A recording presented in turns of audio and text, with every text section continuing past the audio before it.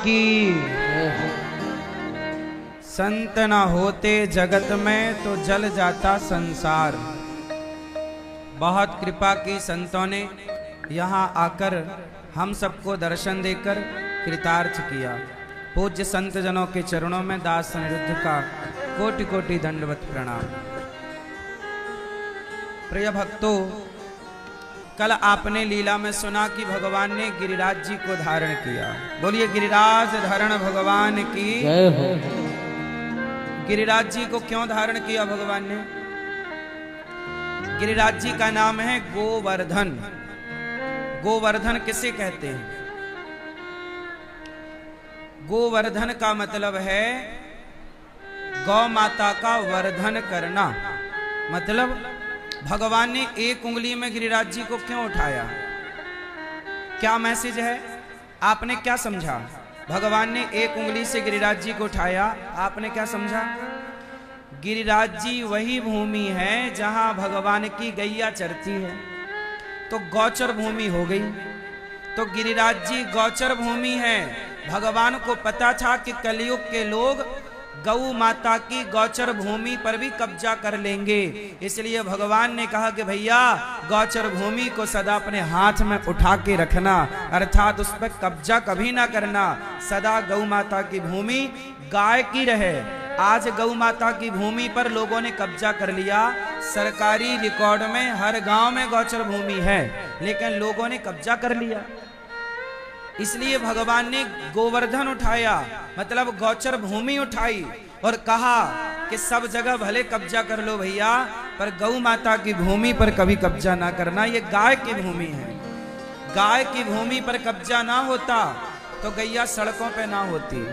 आज गौ हत्या हो रही है तो इसका कारण यह भी है कि गौचर भूमियों पर कब्जा हो गया। कहाँ चरे, कहाँ बैठे, कहाँ उठे, कहाँ जाए।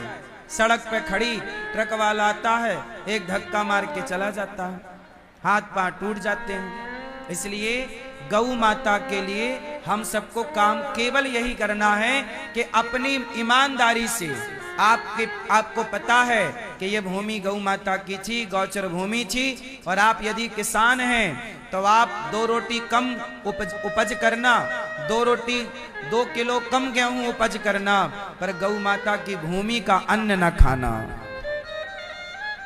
बात सही है कि गलत है?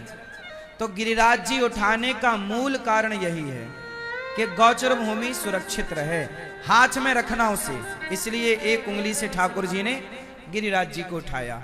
ये हो गई गिरिराज जी की लीला, स्थापित किया। देखो हम ना कथाएं तो आप सब जानते हो, आपके रोम रोम में कथाएं बसी हैं, लेकिन उस कथा का जो सिद्धांत है, उपदेश है, जो हमारे जीवन में उसे उतारने योग्य ज्ञान है, वो ज्ञान जरूरी है। एक दूसरी लीला भगवान ने की, वस्त्र हरण की। गोपियों के कपड़े चुराए। क्यों चुराए भैया? क्या भगवान के पास कपड़े नहीं थे, या भगवान कोई ऐसे थे कि कपड़े चुराते फिरे? ना, भगवान ने गोपियों के कपड़े चुराए क्योंकि गोपियां निर्वस्त्र नहा रही थी, और जो निर्वस्त्र होके नहाता है और वो भी पब्लिक प्लेस में, कितना अभद्र लगता है।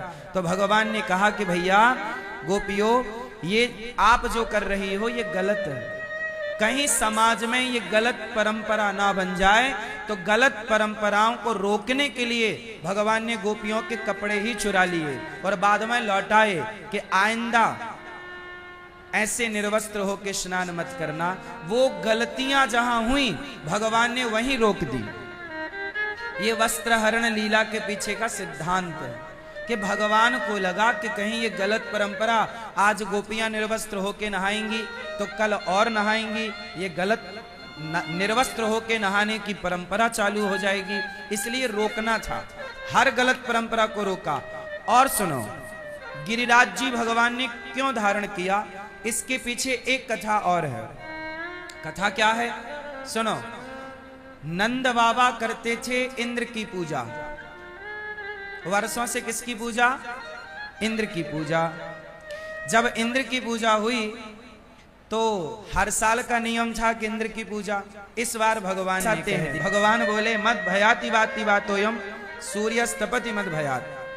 मेरे भय से सूर्य तपता है, मेरे भय से चंद्रमा का शीतल प्रकाश है। भगवान ही सब करते हैं, ये देवता तो अपना काम करते हैं। देवता किसके ऑर्डर पर काम करते हैं? भगवान के। इसलिए देवताओं की पूजा नहीं करना चाहिए। और देवता चित्त न धरई, क्या लिखा है? और देवता, आप लोग ना बहुत देवताओं की पूजा करते हो, सबकी पूजा नहीं करनी चाहिए। क्यों? कहते ना, हाथी के पांव में सबके पांव आ जाते हैं। हाथी के पांव में एक भगवान श्रीमन नारायण की आराधना कर ली जाए, एक भगवान कृष्ण की, राम की उपासना कर ली जाए तो सबकी पूजा हो जाती है। अलग अलग करने की जरूरत नहीं है। इसलिए भगवान से मैया ने कहा कि हम इंद्र की पूजा करें। भगवान ने कहा मैया ये परंपरा गलत है, बंद करो। अच्छा एक बात बताओ, गलत परंपराएं माता यशोदा के घर में भी थी कि नहीं? जैसे इंद्र की पूजा करना, ये गलत परंपरा थी कि सही थी? फिर भगवान ने क्या किया?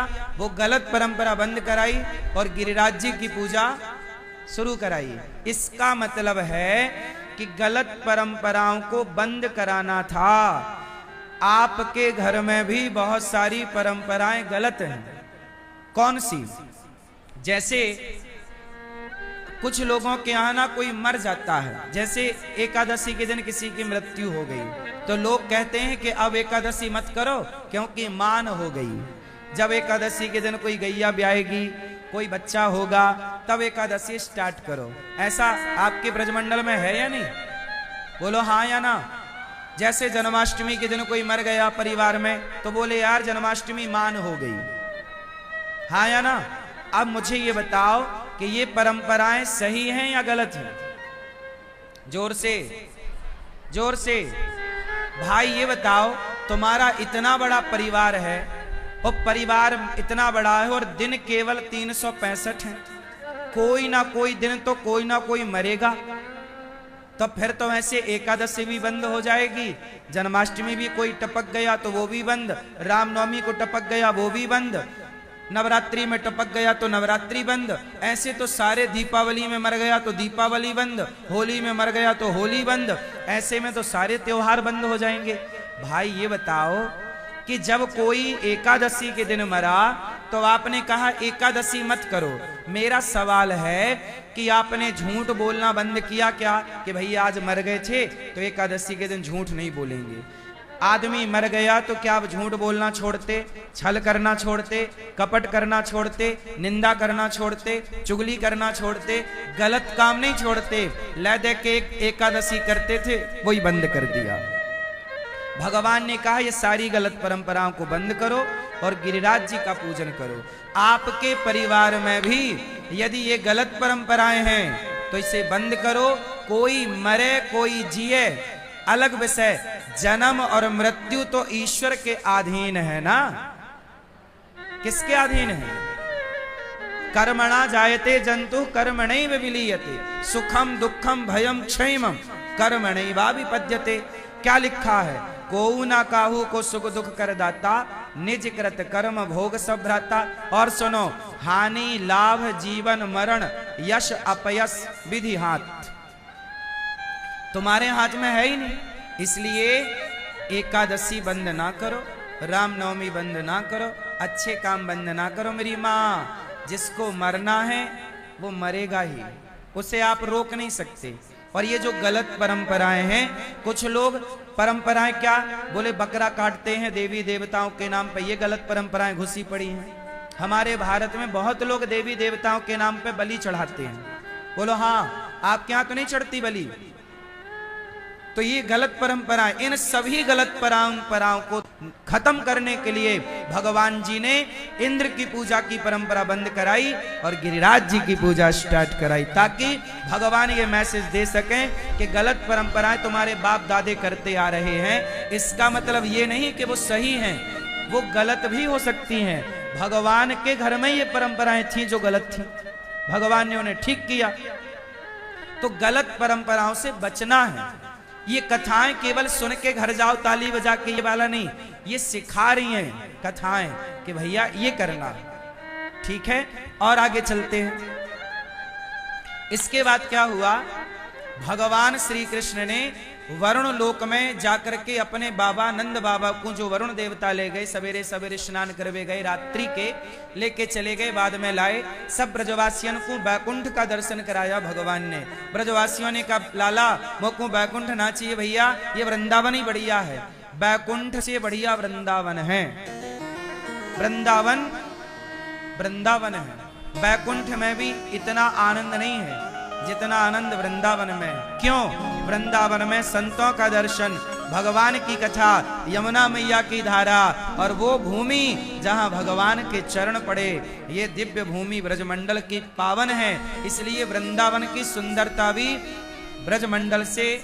अच्छा, हमने एक दिन बोला ना, ब्रज का फुल फॉर्म क्या है? बैकुंठ भी फीका है ब्रजमंडल के आगे। अच्छा बताओ, ब्रज का फुल फॉर्म बताए थे ना हम, क्या हुआ? ब्रज किसे कहते हैं? ब्रह्म की रज। ब्रा मतलब ब्रह्म, जा मतलब ब्रह्म की रज, जा आखिरी, और ब्रह्म ब्रज, ब्रज ब्रज, ब्रह्म की रज। तो ब्रह्म की रज में ब्रह्म पहला शब्द, रज का आखिरी जा हो गया ब्रज। जहां ब्रह्म की रज सुलभता से प्राप्त हो उसे ब्रज कहते हैं। इसलिए मेरी माँ आयो करो वृंदावन। मैया, ओ मोबाइल वाली मैया, आना वृंदावन। मैया वृंदावन आना मेरी माँ। ये इतना सिर ढक के बैठी हो तो हम जेठ हैं आपके क्या हैं? ये तो गुरुजी हैं, हम आपके छोरा हैं।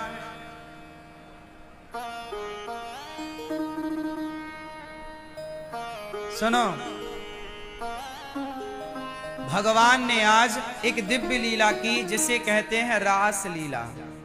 ब्रजवासियों को लाकर वृंदावन दिखाया, बैकुंठ को उन्होंने फेल कर दिया, नंबर कम दिए, वृंदावन को नंबर ज्यादा। आज भगवान ने एक दिव्य लीला की जिस लीला का नाम है भगवान पिता रात्रि। आज भगवान की वह रात्रि आ गई जिसका गोपियों को और भगवान को वर्षों से इंतजार था। जब भक्त भगवान को याद करता है उसका नाम है भक्ति, पर जब भगवान भक्त को याद करें उसका नाम है भक्ति की पराकाष्ठा, भक्ति की परिपक्वता। आज भगवान ने रंतुम मन बनाया, मनश्चक्रे, आज मन बनाया गोपियों के संग रमण करने का। तो क्या किया भगवान ने? शरदोत्फुल्ल मल्लिका, शरद पूर्णिमा की रात्रि में मन बना के चलो गोपियों को पुकारते हैं। आज गोपियों को बुलाया, काय के लिए? रंतुम, रमण करने के लिए। वीक्षरंतुम मनश्चक्रे, किसका आश्रय लिया? योग माया, मतलब श्री राधा रानी का आश्रय लेकर आज भगवान ने अपनी रास लीला प्रारंभ की। क्या किया? सबसे पहले अधरों पर बांसुरी रखी और गोपियों को बुलाया, क्लीम बीज मंत्र छोड़ा। कौन सा मंत्र बांसुरी से पुकारा? क्लीम बीज मंत्र। निशम्य गीतम तदनंग वर्धनम ब्रजश्रिया कृष्ण गृहीत मानसाः आजगमुरन्योन्यमलक्षितोद्यमा सयत्र कांतो जबलोल कुंडलाः। आज भगवान ने सुंदर सा गीत गाया और गोपियों को पुकारा। आज गोपियां भगवान को नहीं बुला रही हैं, आज गोपियां तो काम कर रही हैं। दुहंत्यो व्ययो काश्चित दोहम हित्वा समुत्सुकाः। आज गोपियां काम कर रही हैं, कोई गैया दौह रही, कोई बच्चे को दूध पिला रही, कोई लिम्पंत्या, कोई आंगन लीप रही है, कोई वस्त्र पहन रही है, कोई काजल लगा रही है, कोई श्रृंगार कर रही है, कोई कुछ कर रही। गोपियां काम में बिजी हैं, पर आज भगवान ने गोपियों को याद किया। गोपियां रोज याद करती थी भगवान को, आज गोपियों ने याद नहीं किया, आज भगवान ने याद किया। हमारे श्री रामानुजाचार्य स्वामी जी ने हमारे श्री संप्रदाय में यही बात कही गई कि प्रभु, अच्छा एक बात बताओ, आप सबको पता है कि अजामिल ने मरते समय भगवान को पुकारा। अच्छा एक बात बताओ, यदि हम आखिरी समय भगवान को ना पुकारें, माना कि हम भूल जाएं, तो क्या हमारा उद्धार नहीं होगा? अब बताओ, क्या हमारा आज अब लोग कहते हैं भैया मरते समय अंते नारायण स्मृति, यही भागवत जी का सिद्धांत है कि अंत में भगवान का स्मरण हो। और बात सही है, हम गलत नहीं कहते, अंत में भगवान का स्मरण हो जाए ये सबसे बढ़िया। पर एक सवाल मेरा, चलो यदि मैंने अंत में भगवान को नहीं पुकारा, अंत में भगवान को पुकारना मैं भूल गया, तो क्या मेरी दुर्गति हो जाएगी? बोलो। यही श्री संप्रदाय के आचार्यों ने भगवान से सवाल किया कि हे गुरुदेव, हे प्रभु, आप बताओ कि हम तुम्हारी सारी जिंदगी, अब ये साधु लोग दिन भर माला जप रहे हैं और किसी कारणवश आखिरी समय स्मरण ना हो, तो क्या इनकी सदगति ना होगी? ना, भगवान ने कहा कि जो भक्त मुझे सदा याद करता है, यदि वो मुझे आखिरी समय भूल जाए तो मैं उसे याद कर लेता हूं, मैं उसका स्मरण करता हूं, उसे मेरे स्मरण की आवश्यकता नहीं है। तो यही है कि गोपियां इस कोटि की भक्त थीं कि उन्होंने भगवान को याद नहीं किया, भगवान ने आज उन्हें याद किया और भगवान ने नाम ले ले के बुलाया। राधा, ललिता, विशाखा, चंपकलता, तुंग विद्या, सुदेवी, आओ। सारी गोपियों को भगवान ने बांसुरी बजाई और नाम ले ले के बुलाया, आओ आओ आओ। सारी गोपियां काम कर रही थी, दौड़ पड़ी भगवान को पाने के लिए। अब यहां एक सवाल मेरा आपसे है, मैया ये बताओ, भगवान ने गोपियों के संग रास रचाए, आप ब्रजवासी तो बढ़िया जानो, बताओ भगवान जी ने रास रचाए गोपियों के संग, ये रास में हुआ क्या था? ये रास, मैया आप लोग रास रचाती हो, हाँ या ना? रास किसे कहते हैं? क्यों भैया, आप लोग रास रचाते हो, हाँ कि ना? रास रचाते हो किसके साथ? इसका मतलब है कि रास के गहराई को आप समझ नहीं पाए। रास क्या है? ये सारी बातें लोग केवल ये समझते हैं कि रास में भगवान नाच रहे हैं, गा रहे हैं, ये सब हो रहा, ठीक है, लेकिन रास इससे बिल्कुल अलग है। क्या है रास? चलो आप बताओ, क्या हुआ था रास में? क्या है ये रास? रास लीला क्या है? गुरुजी, बॉलीवुड ने इतने तरीके से हमारे रास लीला को बदनाम किया कि चतुराई से, देखो एक सेंटेंस बॉलीवुड में बोला जाता है कि तुम करो तो रास लीला, हम करें तो कैरेक्टर ढीला, ये बोल दिया गया। कितनी आसानी से रास लीला को कैरेक्टर ढीला से जोड़ दिया। मेरे नौजवान दोस्तों और मेरी माँ, ध्यान से सुनना, अब आप ब्रजवासी मुझे बताओ कि क्या रास लीला कोई कैरेक्टर ढीला की लीला है? उत्तर दो मेरी माँ। मैया, क्या रास लीला कोई कैरेक्टर ढीला की लीला है? लेकिन बोला क्या गया बॉलीवुड की तरफ से कि तुम करो तो रास लीला, हम करें तो, आप लोग भी ये मजाक मजाक में बोलते हो यार, तुम करो तो रास लीला, हम करें तो कैरेक्टर ढीला। इससे हमारे भगवान श्री कृष्ण पर सवाल खड़ा हो गया। क्या सवाल? कि क्या रास लीला कैरेक्टर ढीला की लीला थी क्या? ये सवाल खड़ा है बॉलीवुड की ओर से।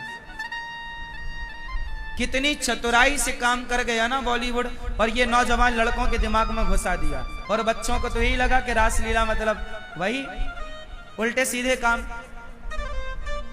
ऐसी ना मानसिकता, रास लीला को लेकर समाज में बड़ी गलत अफवाह है। बोलो हाँ कि ना? क्यों है? किसने फैलाई? जाना नहीं, समझा नहीं, पढ़ा नहीं, सत्संग किया नहीं, गुरु चरणों में बैठे नहीं, और मनमाने ढंग से अर्थ करना स्टार्ट कर दिया। अब हम समझते हैं कि रास क्या है, किसे कहते हैं रास। कितने लोग समझना चाहेंगे रास का सही अर्थ? तो बताओ, समझना चाहोगे तो सुनो फिर। रास क्या है? लोग कहते हैं तुम करो तो रास लीला, हम करें तो कैरेक्टर ढीला। अब सवाल खड़ा हुआ कि रास लीला में ऐसा क्या हुआ था कि दुनिया ने कैरेक्टर ढीला कहना शुरू कर दिया। तो सुनो, पहले तो ये बताओ कि रास भगवान ने किनके संग रचाए? गोपियन के संग। अब बताओ गोपी किसे कहते हैं? गोपी किसे कहते हैं? मैया, गोपी किसे कहते हैं? बोलो मेरी मां, गोपी किसे कहते हैं? कौन बना गोपी? उत्तर दो मेरी मां। हाँ, गोपी किसे कहते हैं? सुनो, भगवान शंकर ने तीसरी आंख खोली। भगवान शंकर ने तीसरी आंख खोली तो कौन जला? कामदेव। कौन जला?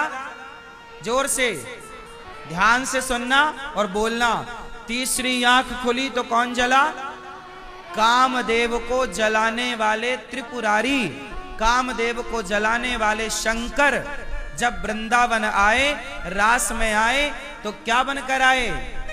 गोपी। गोपी का मतलब कोई स्त्री नहीं, कोई भोग का सामान नहीं। गोपी का मतलब है काम को जलाने वाले शिव जैसी श्रेणी के लोग गोपी कहलाते हैं। गोपी मतलब कोई सामान्य श्रेणी नहीं है। जैसे प्रधानमंत्री, क्यों भैया?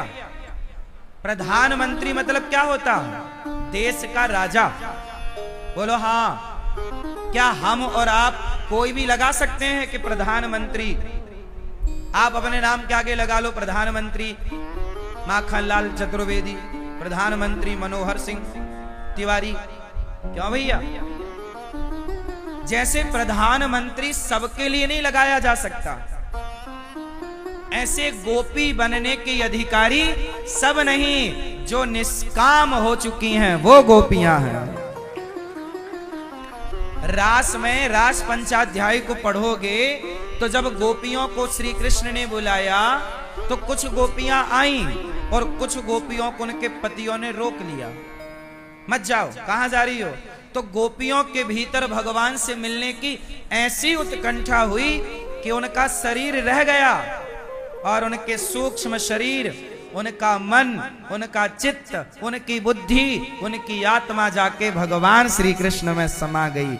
उनके संग रास हुआ, उस आत्म तत्व के संग रास हुआ, ना कि भौतिक शरीर के साथ। बोलो हाँ।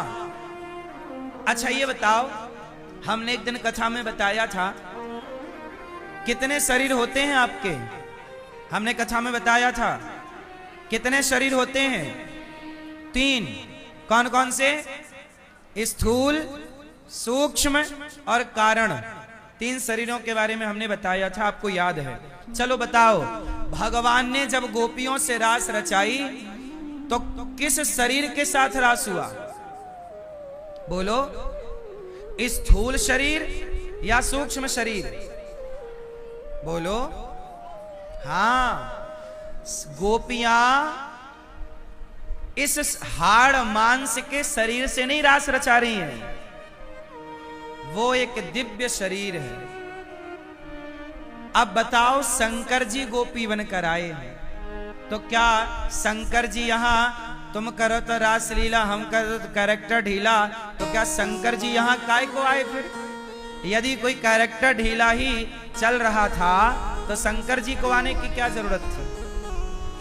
इसका मतलब हुआ कि शंकर जी वो हैं जिन्होंने कामदेव को जला दिया, और कामदेव को जलाने वाले शिव कह रहे हमें गोपी बना दो। सोचिए गोपियों की स्थिति क्या थी, जहां एक कृष्ण के सिवा कोई कामना ना हो। गोपियां भक्त हैं। चलो बताओ, ये गोपियां पिछले जन्म में कौन थी? बोलो मैया। गोपियां कौन? वेद की ऋचाएं। ये वेद की ऋचाएं तो हैं ऑलरेडी, पर और भी कुछ है। मैया क्या क्या? सुनो, जब भगवान राम जनकपुर गए तो भगवान राम ने सीता मैया का वर्ण किया, पर वहां जितनी सखियां थीं और राम के वनवास के दौरान जितने साधु संतों ने देखा, सब राम को चाहा, पाना चाहा। प्रभु आओ, हम आपके चरण धोएं, आपको अपनी गोद में बिठाएं, आपको लाड़ करें, आपको प्यार करें, आपके गालों का चुम्बन करें, आपको हृदय से लगाएं। अरे भैया ये बताओ, भगवान आपको मिलेंगे तो आप 2 मिनट बात नहीं करना चाहोगे? अपनी गोद में ना बिठाना चाहोगे? जरा गले ना लगाना चाहोगे? क्यों मेरी माँ? भगवान को पाकर सब इच्छाएं गले लगाएं। माँ अपने बेटे को गले लगाती है, माँ अपने बेटे को माथे चूमती है, माँ अपने बेटे के गालों का चुम्बन करती है, तो क्या माँ के अंदर कोई गलत भाव होता है? बोलो। अरे जैसे माँ अपने बेटे को गले लगाना चाहती है, अपने बेटे से लाड़ लड़ाना चाहती है, ऐसे ये साधु लोग भी भगवान को अनेक अनेक भाव से भजते हैं। जाकी रही भावना, बहुत सारे साधु भगवान को पुत्र भाव से भजते हैं, भाई के भाव से भजते हैं, मित्र के भाव से भजते हैं। सबके भाव अलग अलग हैं। अब हुआ क्या कि राम जब सीता मैया से विवाह करने गए तो वहां बहुत सारी सखियों ने कहा, क्या राम हमें पति के रूप में प्राप्त होंगे? संतों ने कहा, क्या भगवान हमें मिलेंगे? तब भगवान ने कहा, मैं इस जन्म में तो नहीं मिलूंगा, पर मैं अगला जन्म जब द्वापर में कृष्ण बनकर आऊंगा तो तुम सबके मन की कामनाएं पूरी करूंगा, सबके मन की अभिलाषा पूरी करूंगा।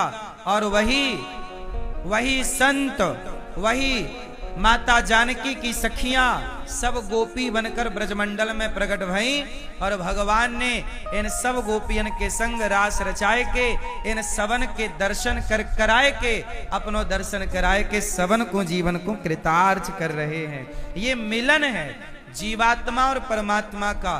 भक्त और भगवान के मिलन का नाम है रास। क्यों मैया? गोपी कौन?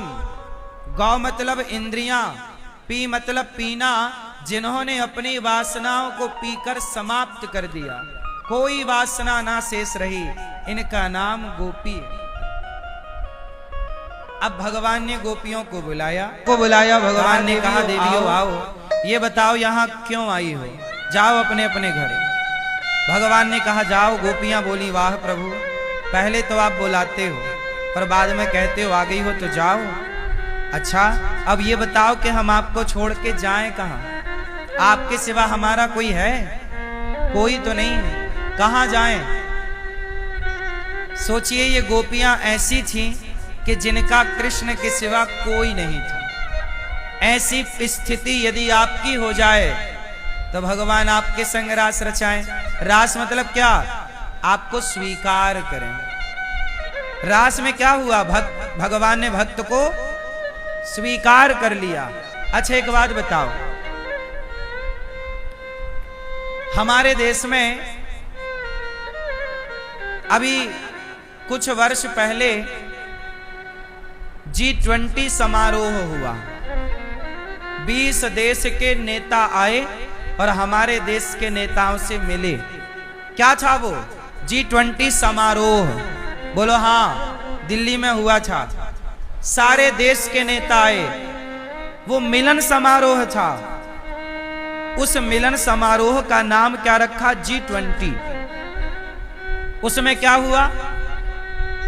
मिलना जुलना हुआ, आपसी बात हुई, आपसी लेन देन में हमारा तुम्हारा व्यापार इस देश का उस देश से हो, इसमें सबकी सहमति हुई और सब मिले जुले चले गए।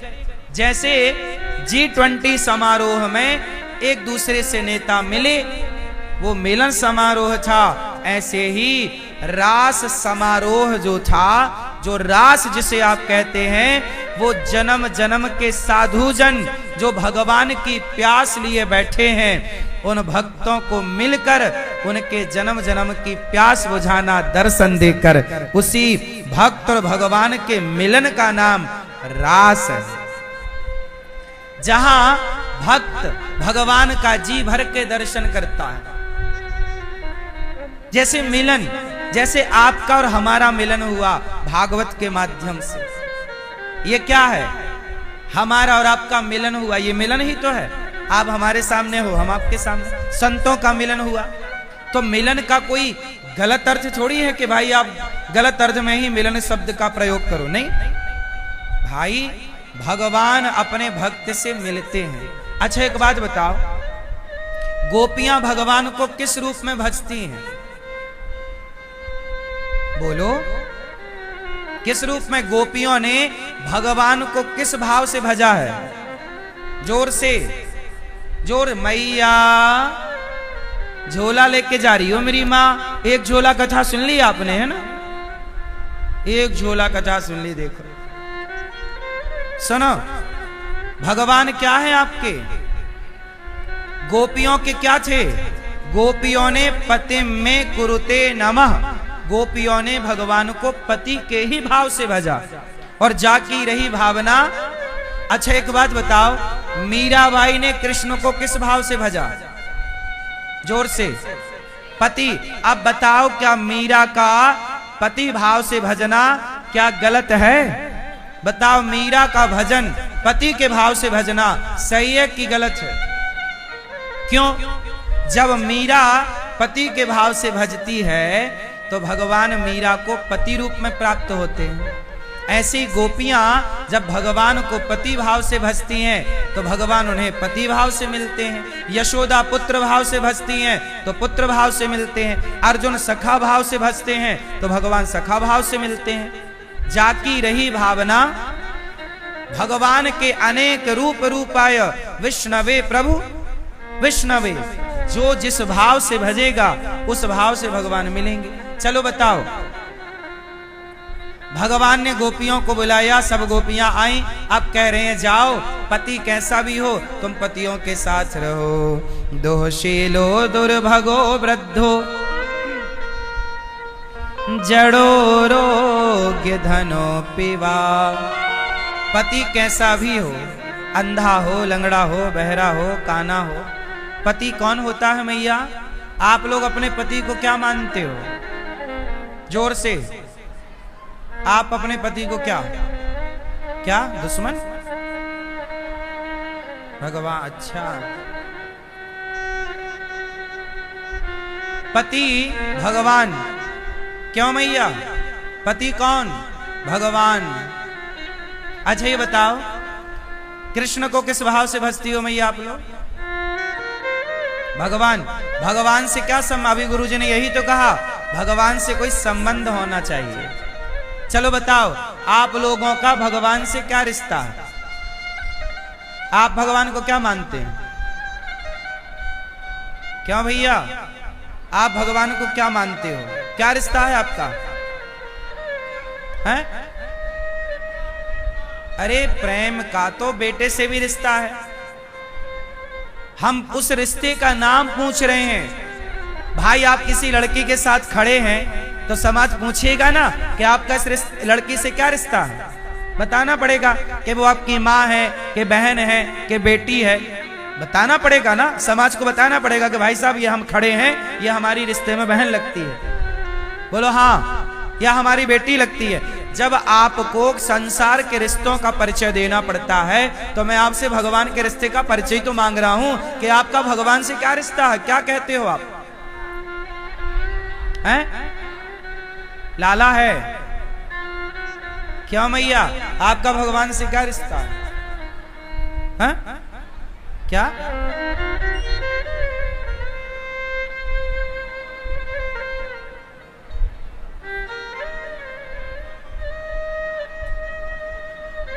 मैया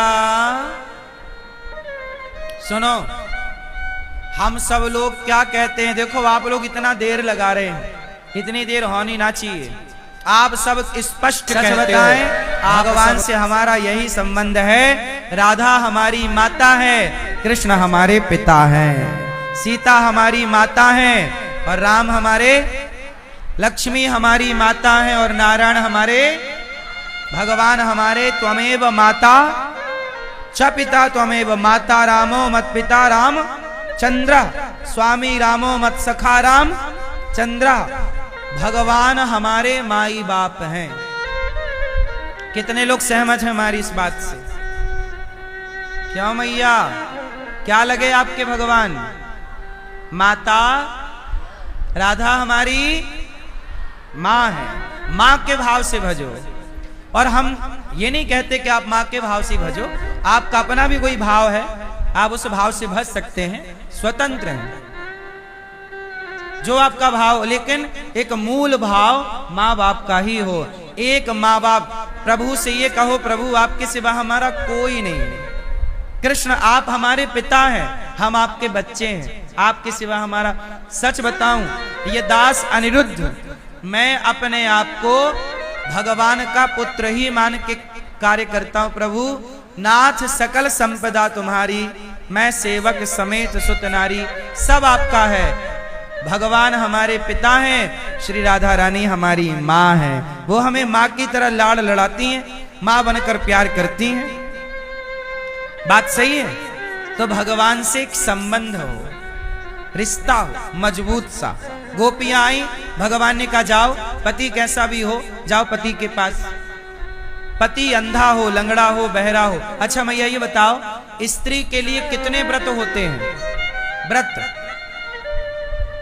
मैया कितने व्रत करती हो आप? मैया आप कितने व्रत करती हो? पीली मैया आप कितने व्रत करती हो? एक, कौन सा व्रत? करवा चौथ, केवल करवा चौथ। बाकी टाइम करवा चौथ नहीं रहता। बाकी टाइम पति पिटते हैं कि बचते हैं? पिटते हैं। एक दिन पूजा होती है साल में पतियों की, बाकी टाइम पिटो। क्यों आप पिटते हो? सही बताओ, पिटते होगे, बता नहीं रहे हो। अब घर के अंदर क्या हो रहा है ये अच्छा। सही है, पिटो मन लगा के। मैया स्त्री के कितने व्रत होते हैं? कौन सा? करवा चौथ गलत उत्तर है। एकादशी ये भी गलत है।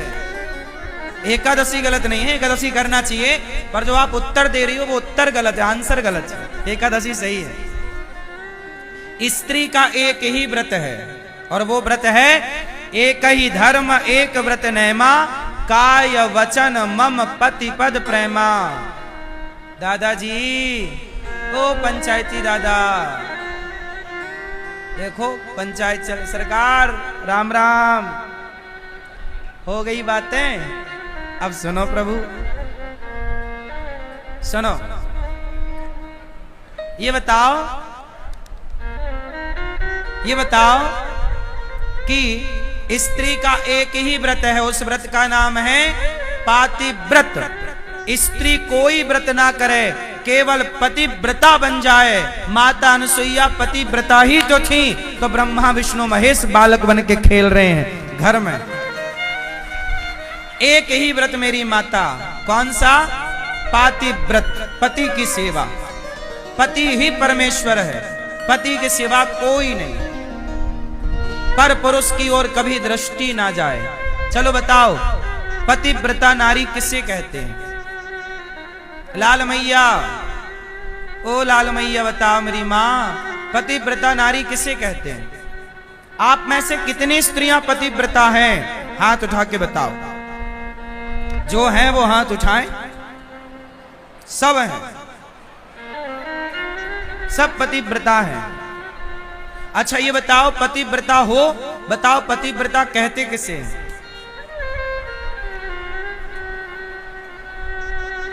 बताओ मेरी माँ। मैया क्या बोलती तू? स्त्री को पतिव्रता कहते हैं। पतिव्रता किसे? जो अपने पति के सिवा ध्यान से सुनना, जो अपने पति के सिवा कभी पर पुरुष को गलत भाव से ना देखे, देखे तो पिता के रूप में, बड़ा है तो बराबर का है तो भाई, छोटा है तो पुत्र, इस भाव से अपने पति के सिवा पर पुरुष में कभी मन ना जाए, उस नारी का नाम पतिव्रता नारी है। वो पतिव्रता।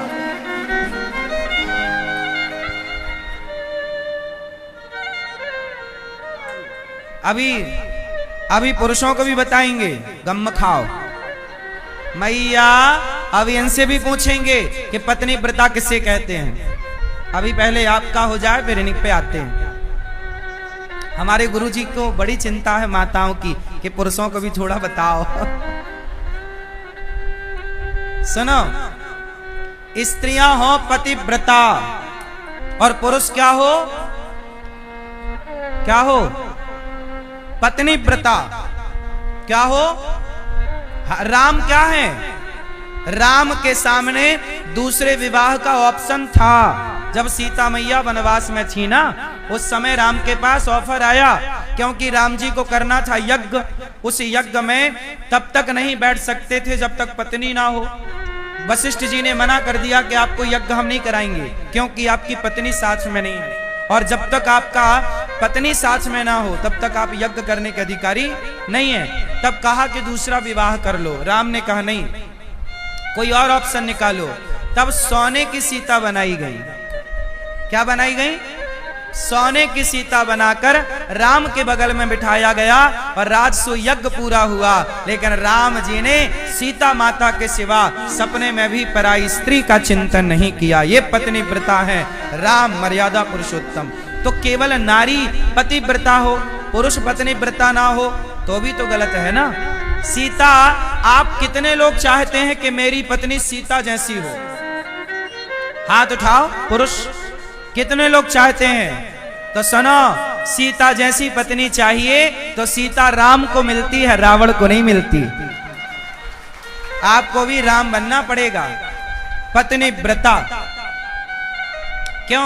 आप पत्नी व्रता हो, सही, पर आप पत्नी के सिवा और किसी को तो नहीं देखते। पड़ोसन को देखते हो?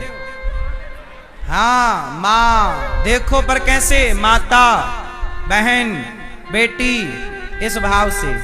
पर नारी पैनी छुरी, पर नारी पैनी छुरी, तीन तरफ से खाए, धन हरे, यौवन हरे और घोर नरक ले जाए।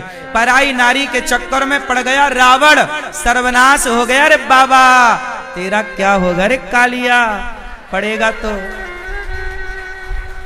रावण जैसे लंकापति का नाश हो गया पराई औरत के चक्कर में। बोलो हाँ। इसलिए सपने में भी पर नारी का चिंतन ना हो, सपने में भी पराई स्त्री का चिंतन ना हो, और मैया सपने में भी पराई पुरुष का चिंतन ना हो। अब मैं आपको बताता हूं पातिव्रत की महिमा। पद्म पुराण में कथा आती है पातिव्रत महिमा की। कहो तो सुनाओ। सुनो, एक कथा है, बड़ी अच्छी है, आप सबको सुनना चाहिए और समझना चाहिए और इस रास्ते पर चलना चाहिए। सुनो, मैया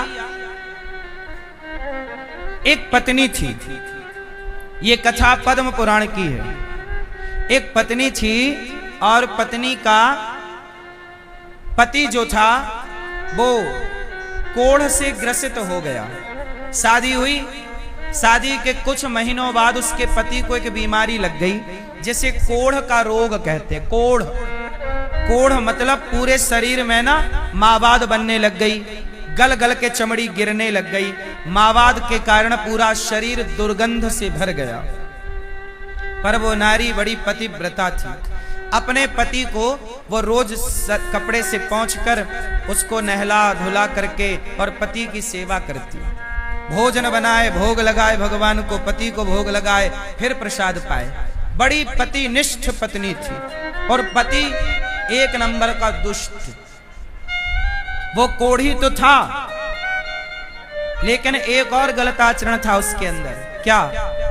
एक दिन क्या हुआ, कि वो कोढ़ी बाहर बैठा था आंगन में, तो सड़क से ना एक सुंदर स्त्री जो कि वहां की एक नर्तकी थी, नाचने वाली, वो राजा के दरबार में नाचा करती थी। तो आज सज सवर के वहां से गुजरी और जय हो जाए। जब नर्तकी सज सवर करके गुजरी तो उस कोढ़ी ने उसे देखा, और कोढ़ी ने जब देखा तो उसका मन उसमें आ गया। कहा वाह, जय हो पूजा, जय जय, सब संतन की जय, सब आचार्य चरणों के चरणों में दास का कोटि कोटि नमन, सब ब्रजवासियन की जय। विराजे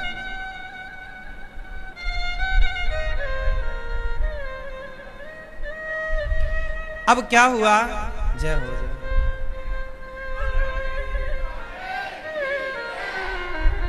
अब क्या हुआ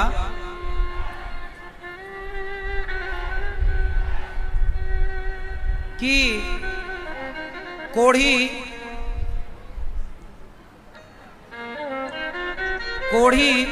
एक दिन आंगन में बैठा, नर्तकी वहां से गुजरी, उसकी सुंदरता को देख करके वह कोढ़ी ऐसा मोहित हुआ, वो महिला उसके चित्त में उतर गई। शाम हुई, पत्नी ने भोजन दिया तो कुछ उदास था कोढ़ी, तो पत्नी ने पूछा कि स्वामी आज आप उदास नजर आ रहे हैं। पत्नी तो पत्नी है ना, मन की बात जान लेती है, पतिव्रता होए तो पति के मन में क्या जान लेती है। जान गई, स्वामी आज उदास परेशान हो, क्या हुआ। तो उसका कोढ़ी पति वो जानता था कि मेरी पत्नी बहुत सीधी है, बहुत अच्छी है। उस सीधेपन का उसने फायदा उठाया और बोला कि सुनो, वो जो फलानी नर्तकी है ना राजा की, आज यहां से गुजरी तो मेरा मन उसमें आ गया। क्या तुम मेरा एक छोटा सा काम करोगी क्या? बोले तुम मुझे उससे मिला दो, मैं उससे मिलना चाहता हूं। तो बोली पत्नी, बोली ठीक है मैं मिलाती हूं। अब बेचारी ये पतिव्रता नारी, इसका किसी से परिचय तो था नहीं, ये इस घर की बहू थी, दूसरे गांव की थी, इस गांव के माहौल को वो समझती नहीं। अब हुआ क्या कि ये पतिव्रता नारी उस नर्तकी के घर जाकर सवेरे सवेरे कभी उसके बर्तन धुलाए, कभी उसके घर में झाड़ू लगा आए। तो एक दिन नर्तकी ने देखा कि मेरे घर में झाड़ू कौन लगा रहा, बर्तन कौन धुल रहा। उसने पूछा कि बहन आप तो बड़ी पतिव्रता हो, मैं जानती हूँ कि आप बड़ी पतिव्रता नारी हो, आपके पति को कोढ़ का रोग है, फिर भी आप पति की बड़ी निष्ठा से सेवा करती हो। तो आप मैं तो बड़ी पापनी हूँ, मैं तो राजा के दरबार में नाचती हूँ, और मैं तो अच्छा सच कहूँ तो वो नारी जो नर्तकी थी वह एक वैश्या ही थी। कहा कि मैं तो इतनी अपवित्र नारी हूँ, नर्तकी हूँ, सबके आगे पैसों के लिए नाचती हूँ, पैसों के आगे मैं बिक जाती हूँ। तो मेरे घर में आप जैसी पतिव्रता नारी ये झाड़ू पोंछा कर रही है, मुझे समझ नहीं आया। तब इस पतिव्रता नारी ने कहा कि देवी, मेरा जो पति है ना, मेरे पति का मन आप में लग गया है, तो मैं चाहती हूं कि एक बार आप मेरे पति को संतुष्ट करें। अब देखो, एक पत्नी दूसरी स्त्री से कह रही है कि हमारे पति का मन आप में आ गया, और कहीं आप लोगों का किसी में आया होता और आपकी पत्नी को पता लगता तो 2-3 दांत तोड़ देती। हाँ या ना? अब वो पतिव्रता नारी बोली कि मैं आपसे प्रार्थना करती हूं कि आप मेरे पति से मिल लो। तो वो नर्तकी बोली एक काम करना, आप कल शाम को अपने पति को मेरे पास भेज देना, शाम को 7 बजे सूर्यास्त होने के बाद। ठीक। अब ये पतिव्रता नारी खुशी खुशी आई और खुशी खुशी आके बोली अपने पति से, कल शाम को सूर्यास्त के बाद आप चले जाना। वो मान गई है, तैयार है आपके लिए। अब तो ये आदमी फूल के गुब्बारा हो गया कि चलो अपना काम तो हो गया। अब देखो दूसरा दिन आया। अब ये कोढ़ी आदमी था, पूरे शरीर से दुर्गंध आती, लेकिन इसका मन भी देखो कितना गंदा है। अपनी पत्नी को छोड़कर पराई औरत में इसका मन लग रहा है। अब ये सज सवर के कोढ़ी आदमी जैसे ही घर से निकला, संयोग देखिए इसका पांव पत्थर से टकराया, और पत्थर से टकराया और गिर गया। और गिरा तो इसके पांव में इस तरह की मोच आ गई, पांव ऐसा मुड़ा कि ये एक पग चल ना पाया। अब ये लगा रोने, अब मैं कैसे जाऊं, मैं तो चल नहीं पा रहा हूं, अब मैं कैसे जाऊं, मेरा तो सपना जैसा का तैसा रह गया। रोने लगा तो पत्नी बोली आप रोइए मत, मैं आपको लेकर चलती हूं। पर पत्नी पकड़ कर चले तो भी उसका बैलेंस ना बने, एक पांव भी उसका जमे ना, ऐसा गिरा कि दोनों पांव में मोच आ गई। एक में आई होती तो चलो, ये ईश्वर की देखिए मर्जी देखो। मतलब भगवान भी चाहते हैं कि तू पराई औरत के चक्कर में ना पड़, पर होना कुछ और था। जब वो रोया कि मैं तो एक पग नहीं चल पा रहा हूं, तो पत्नी बोली स्वामी आप चिंता ना करो, ऐसा है कि आप मेरे कंधे पर बैठ जाओ। अब सोचिए, एक पत्नी अपने पति को कंधे पर बिठाई और पराई औरत के पास ले जा रही है, क्योंकि पति का मन है। नर्तकी के पास ले जा रही है क्योंकि पति का मन है। चली, पर पत्नी को लगा मैं गांव के भीतर से जाऊंगी तो सारा गांव पूछेगा कि पति को कंधे में बिठा के कहां ले जा रही हो। तो वह जंगल के रास्ते से चली। कौन से रास्ते? जंगल के रास्ते चली। और जब जंगल के रास्ते चली तो वहां पर रास्ते में गुरुजी मांडव्य ऋषि का आश्रम था। कौन से ऋषि का? आज भी मध्य प्रदेश में नर्मदा के किनारे मांडव स्थान है, मालवा क्षेत्र में। वो उन्हीं संत के नाम से, मांडव ऋषि के नाम से वो स्थान है। वो घटना वहीं की है, नर्मदा तट की। अब वो पत्नी चली अपने पति को कंधे पर बिठाए। अच्छा, भागवत जी में भी ये छोटी सी कथा मांडव ऋषि की कि कुछ चोरों ने, जब विदुर जी का प्रसंग आता है कि विदुर जी यमराज बने, तो विदुर जी को श्राप मिला था पिछले जन्म में। यमराज को श्राप मिला था कि जाओ, आपको न्याय करना नहीं आता। क्योंकि मांडव ऋषि थे, उनके साथ एक घटना घट गई। जंगल में तपस्या कर रहे थे, एक राजा का धन चोरों ने चुराया। एक राजा का धन चोरों ने चुराया और चोर भागे। चोरों के पीछे सिपाही पड़ गए। सिपाहियों ने चोरों को बस पकड़ ही लिया तो चोर डर के मारे मांडव ऋषि के आश्रम में सारा चुराया हुआ धन फेंक दिया और जंगल में जाके छिप गए चोर। सिपाहियों ने सारा धन संत के आश्रम से बरामद किया तो सिपाहियों को लगा कि ये साधु चोर है, तो मांडव ऋषि को सूल पर चढ़ा दिया। सूल जानते हैं, एक होती है सूली, फांसी। एक सूल कांटे की तरह पहना, जमीन पे गाड़ा और बाबा जी को बिठा दिया। अच्छा, बाबा जी की समाधि लगी, बार बार सेना चिल्लाए कि चोर है चोर है, पर बाबा जी की समाधि इतनी पक्की, असली साधु समाधि खुली नहीं, तो बाबा जी को बिठा दिया सूल के ऊपर। सूल नीचे से चुभता हुआ बाबा जी के सिर से निकल गया, पर बाबा इतने पक्के कि ना बाबा मरे, ना बाबा को कष्ट हुआ, ना बाबा की समाधि खुली, और मांडव ऋषि सूल पर लटके रहे। अब आगे सुनो कि जब मांडव ऋषि सूल पर लटके, उसी समय ये स्त्री पति को कंधे पर बिठा कर गई। रात हो रही थी, मांडव ऋषि सूल पर लटके। तभी क्या हुआ कि पत्नी जब गई तो इसके पति का सिर बाबा जी के पांव से टकरा गया।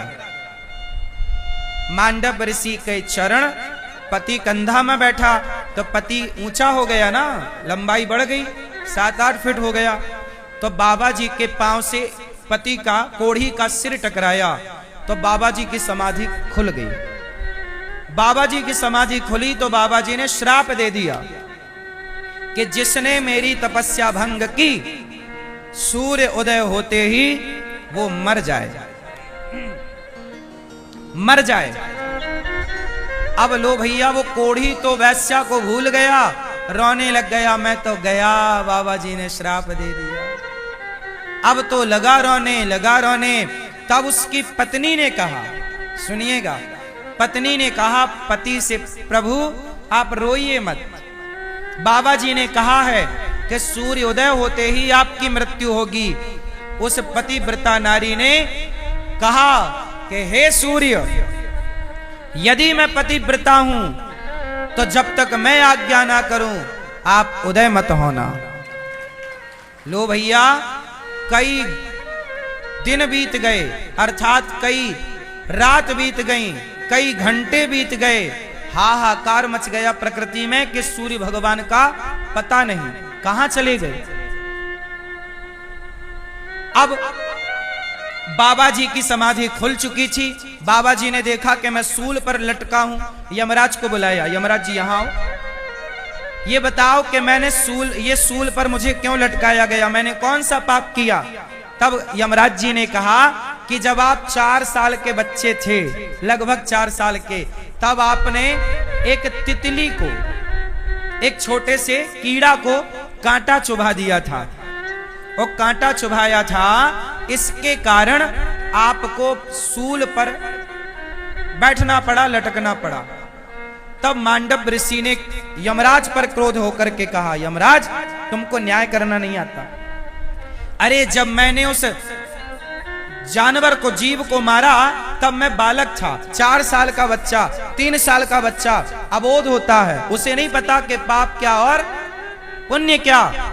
जाओ, मैं आपको श्राप देता हूं कि आपको भी इस धरती में आना पड़ेगा और धरती में रह के फिर बच के दिखाओ कि पाप से कैसे बचोगे।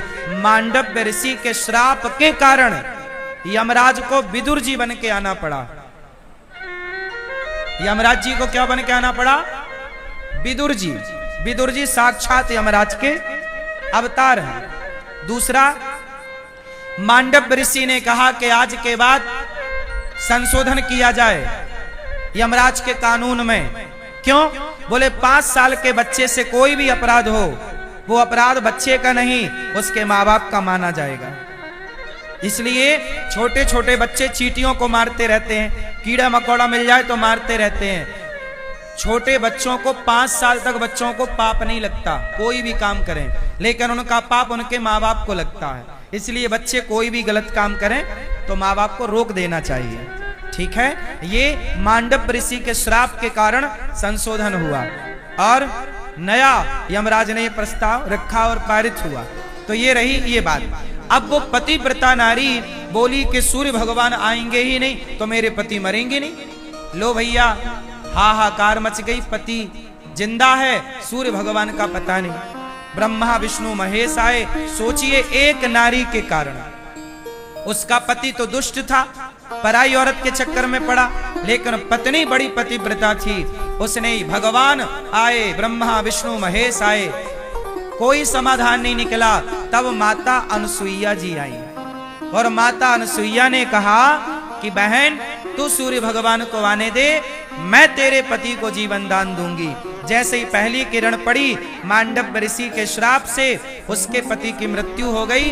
अनसुईया मां ने कहा कि मैं सच्ची पतिव्रता हूं तो इसका मरा हुआ पति जीवित हो जाए। अनसुईया मां ने कहा, वो जीवित भी हुआ, कोढ़ का रोग था, सुंदर भी हो गया, और उसके मन में जो मलिनता थी पराई स्त्री के लिए वो समाप्त हो गई, और दोनों विमान पर बैठ के भगवत धाम चले गए पति पत्नी। ये छोटी सी कथा ये सिखाती है कि चलो, माना कि पुरुष गलत है, गलत होना नहीं चाहिए, पुरुष को भी गलत नहीं होना चाहिए, मर्यादा में रहो। माना कि पुरुष गलत है, फिर भी स्त्री यदि पतिव्रता है तो अपना लोक परलोक संवार सकती है। स्त्री के लिए कोई पूजा पाठ नहीं, केवल पति की सेवा ही पूजा है, पाठ है, जप है, तप है। माता अनुसुईया इसका उदाहरण है, माता सीता इसका उदाहरण है। और तो छोड़ो, मेघनाथ की पत्नी भी बड़ी पतिव्रता थी, ठीक है नहीं। जब मेघनाथ मरा तो मेघनाथ का सिर रामादल में था, हाथ जाके लंका में गिरा। लक्ष्मण जी ने जब बाण मारा तो आई सिलोचना, और सिलोचना ने कहा, राम मेरे पति का मस्तक लौटा दो। राम ने सम्मान मस्तक लौटाया। कुछ बंदर वालू हंस गए, बड़ा नाटक कर रही है, तू सच्ची पतिव्रता हो तो जरा मेघनाथ का सिर कटा हुआ जरा मेघनाथ को हंसवाओ, तुम अपने पातिव्रत का प्रमाण दो कि तुम पतिव्रता हो। तब कटा हुआ सिर मेघनाथ का खिलखिला के हंस पड़ा और सिद्ध हो गया कि मेघनाथ की पत्नी बहुत बड़ी पतिव्रता नारी है। इसलिए पहले तो राक्षसों की पत्नियां तक पतिव्रता हुआ करती थी, सोच लो। तो इसलिए नारी का अपमान तिरस्कार करने से नारी को बहुत बड़ा कष्ट भोगना पड़ता है। क्यों भैया? इसलिए रिश्तों को बेहतर बनाना चाहिए। क्यों भैया? आपको भी और आपको भी। आज समाज में सबसे ज्यादा खराब क्या हो रहे हैं? रिश्ते। भाई भाई आपस में लड़ रहे हैं। जब भाई आपस में लड़ोगे तो भैया राम और भरत के प्रेम की दुहाई कौन देगा? जमाना लड़े तो लड़े, तुम सनातनी तो ना लड़ो। तुम्हारे पास तो उदाहरण है भाई का कि राम और भरत, राम और लक्ष्मण, भरत और शत्रुघ्न जैसा भाई हो। ऐसे भाई बनो कि समाज अच्छा कहे। आपस में लड़ना अच्छा नहीं होता। एक भाई मेरे पास आया, बोले महाराज जी मैं अपने भाई के देहरी कभी नहीं चढ़ूंगा, कभी नहीं जाऊंगा भाई के घर। मैंने कहा क्यों? बोला मेरे भाई मेरी जमीन ले लिया, थोड़ी सी जमीन दबा ली। मैंने कहा ये बताओ, जमीन जायदाद तो निपटा लो आराम से, लेकिन ये बताओ कि जब तुम्हारा भाई मरेगा तब तुम अपने भाई के मरने पे जाओगे कि नहीं? अच्छा आप लोग बताओ, जब आपका भाई मरेगा, जो भाई आपस में लड़ते हैं मैं उनके लिए बोल रहा हूं, जो एक दूसरे के दुश्मन हैं उनके लिए बोल रहा हूं कि जब तुम्हारा भाई मरेगा तो उसके मरने पे जाओगे कि नहीं? जाके रोओगे ना? तो तुम्हारे भाई के मरने पे तुम गए, जब तुम्हारा भाई जिंदा था, जब तुम्हारे भाई को तुम्हारी जरूरत थी तब तो तुम गए नहीं। तो मरने में जाने वालों की कमी है क्या जब आप चले गए? कहता हूं कि मरने में भले मत जाओ, पर जब भाई जिंदा है तो भाई का जीते जी सहयोग करो, सपोर्ट करो। मरने के बाद तो दुनिया जाएगी ही, तुम्हारे मरने पे तो तुम्हारे दुश्मन भी आएंगे और वो भी चार आंसू बहाएंगे, बाद में कहेंगे यार जैसा था बढ़िया था। तुम्हारी सबसे ज्यादा तारीफ तुम्हारे मरने के बाद होगी। जब तक तुम जिंदा हो तुम्हारी आलोचनाएं हैं, तुम्हारी निंदा है, पर जब तुम मर जाओगे तो वही लोग जो आज तुम्हारी आलोचनाएं करते हैं, मरने के बाद हृदय से भरे कंठ से तुम्हारी स्तुति गाएंगे, तुम्हारा गुणगान गाएंगे, यार बहुत अच्छा था, बहुत अच्छा था। ये दुनिया का उसूल है कि मरने के बाद ही लोग तारीफ करते हैं। मैया ये छोरी किसकी है? कहाँ गए माँ बाप? लापरवाह माँ बाप। दृष्टि, ये देखो दृष्टि पे दृष्टि डालो माँ बाप। भक्तों, एक छोटा सा भजन सुनाता हूं। इस भजन में केवल रिश्तों की मजबूती है। ये भजन ये दास अनिरुद्ध ने ही लिखा है। ये भजन है तो राजस्थानी भाषा में, पर भाषा को परिवर्तन ये दास ने किया।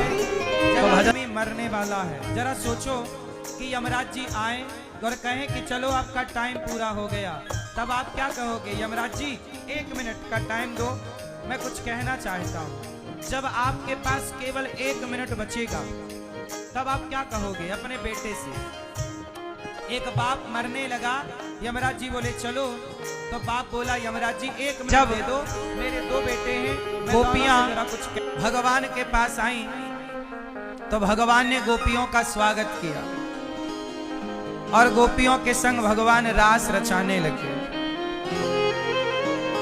तभी गोपियों को अभिमान हो गया कि मैं कितनी सुंदर हूं, जो भगवान मुझे स्वीकार कर रहे हैं और भगवान मेरे संग रास रचा रहे हैं। जैसे ही भगवान का अभिमान गोपियों को आया, उसी क्षण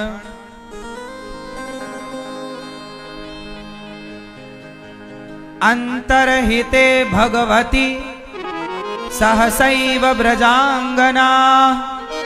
भगवान गोपियों के अंतर्हित मतलब भीतर प्रवेश कर गए। जब भगवान अंतर्धान हो गए, गोपियों को अभिमान आ गया। जब भगवान गोपियों के संग रास रचाने लग गए और गोपियों को जब अभिमान आया तो भगवान गोपियों को छोड़कर अंतर्धान हो गए, चले गए भगवान। जैसे ही भगवान गए, गोपियां मानो जैसे पानी के बिना मछली तड़पने लगती है, ऐसे भगवान गोपियों के बिना तड़पने लग गए। हे कृष्ण, हे कृष्ण, कहां चले गए श्री कृष्ण? हे नंदनंदन कहां चले गए? जब भगवान को पुकारने लग गई गोपियां, तब भगवान की लीला का स्मरण करने लग गई। आगे यहां भाग रही हैं, रो रो करके कन्हैया को पुकार रही हैं, यहां भाग रही, यहां कहीं कन्हैया के चरण दिखाई पड़ जाएं तो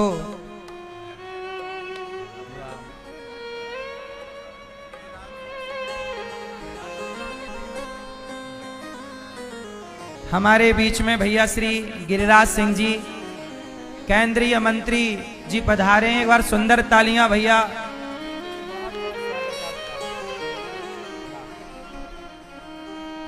गिरिराज जी की धरती में गिरिराज जी सेवा कर रहे हैं, बहुत बढ़िया है।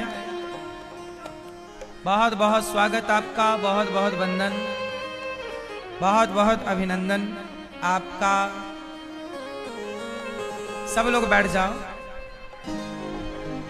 शांति से बैठ जाइए।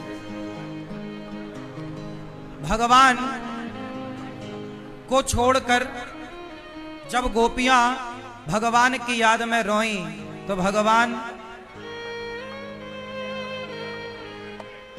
को गोपियां जहां जहां भगवान के जाने के चरण चिन्ह नजर आए, वहां वहां भगवान की चरण रज को उठाकर अपने माथे से लगाने लग गई गोपियां, और गोपियां भगवान को पुकारने लग गई। राधा रानी को लगा कि गोपियां इतना सा घमंड आया, भगवान से दूर हो गई। तो भगवान राधा रानी ने एक लीला की जहां कृष्ण का गोपियों से फिर मिलन हो सके। तो राधा रानी ने कहा, प्रभु मैं थक गई हूं। बैठ जाइए सब। मैं थक गई हूं प्रभु, क्या करूं? राधा रानी से भगवान ने कहा, आओ मेरे कंधे पर आकर बैठ जाओ। जैसे ही झुके, भगवान राधा रानी बैठने लग गई। राधा रानी को छोड़कर श्याम सुंदर चले गए। गोपियां ढूंढती हुई आई, और जब ढूंढती हुई आई, राधा रानी की कृपा के बिना गोपियों को भी कृष्ण का साक्षात्कार नहीं होता। जब राधा रानी मूर्छित पड़ी, मिली सखियों को, अरे राधा क्या कृष्ण तुझे भी छोड़कर चले गए? सारी गोपियों ने कृष्ण को याद किया, कहा यहाँ प्रभु यमुना के किनारे खड़े थे, अभी हमारे साथ बात कर रहे थे, अब ना जाने इस जंगल में कहां अंतर धान हो गए। अब भगवान को पुकार पुकार कर गोपियां रोने लगी और भगवान की सारी लीलाओं का अनुसरण करने लग गए। एक पूतना बन गई, एक कृष्ण बन गई, एक सकटासुर बन गई, एक कृष्ण बन गई। मतलब गोपियां भगवान को पाने के लिए क्या कर रही हैं? कृष्ण की लीलाओं का अनुसरण कर रही हैं। भगवान को कैसे पाया जाए? जब तक भगवान की लीलाओं में आप खोएंगे नहीं, डूबेंगे नहीं, तब तक परमात्मा का साक्षात्कार संभव नहीं है। इसलिए कहता हूं बाहर की दुनिया नहीं, दो चीजें हैं। क्या? पहली चीज है बहिर्मुखी, दूसरी चीज है अंतर्मुखी। यदि आप अंतर्मुखी हैं तो आपको बाहर की चीजों से कोई मतलब नहीं है।